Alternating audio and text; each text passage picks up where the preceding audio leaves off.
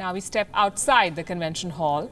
Outside the venue of the Republican convention, protests continue. The Black Lives Matter protests have turned into riots. Wisconsin is burning. Another black man has been shot by white police officers. Protesters say this man, Jacob Blake, is alive, but justice is dead. George Floyd's killing seems to have changed nothing in America. Protesters are rioting. Banners are being exchanged for baseball bats. Civil disobedience is being dropped for total destruction. But here's a question that everyone is asking, and I too shall ask that question. Can anger build a better world? 3 months since the brutal killing of George Floyd. You're a bum for that. 3 months of the global Black Lives Matter protest. Nothing has changed. This time, the state of Wisconsin is on fire. On August 23rd, Jacob Blake, a black man, was shot in the back by white police officers in the city of Kenosha. Blake's 3 young sons were in the back of the car. They witnessed their father being shot. Blake's fiancée, who was at the scene of shooting, pleaded with the officers to let the kids out. Her cries were ignored. That you treat somebody like that, who unarmed, not giving you no problem, he ain't throw no punch or nothing. What, you mad because you tased him and he didn't bend? He didn't break, he pulled it out? So you felt intimidated because you had a gun, so you used it? You overused it, that's what you did. Blake has had a surgery. His condition is stable. The police officers have been placed on administrative leave. They were investigating a 9/11 call about domestic violence. Arriving at the scene, they saw Blake leaving in his car. After a confrontation, they shot him.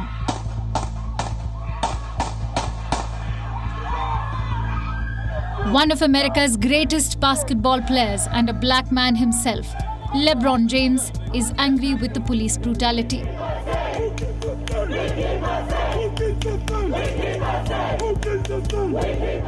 If you're sitting here telling me that there was no way to subdue that gentleman, or detain him, or to just, before the firing of guns, then you're sitting here and you're lying to not only me, you're lying to every African American, every black person in the community, because we see it over and over and over.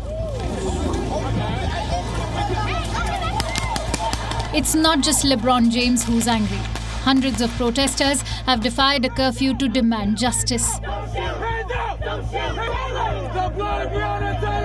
They want the officers fired and prosecuted immediately. What started as a peaceful protest has turned into arson. Governor Tony Evers has brought in the National Guard to help restore order.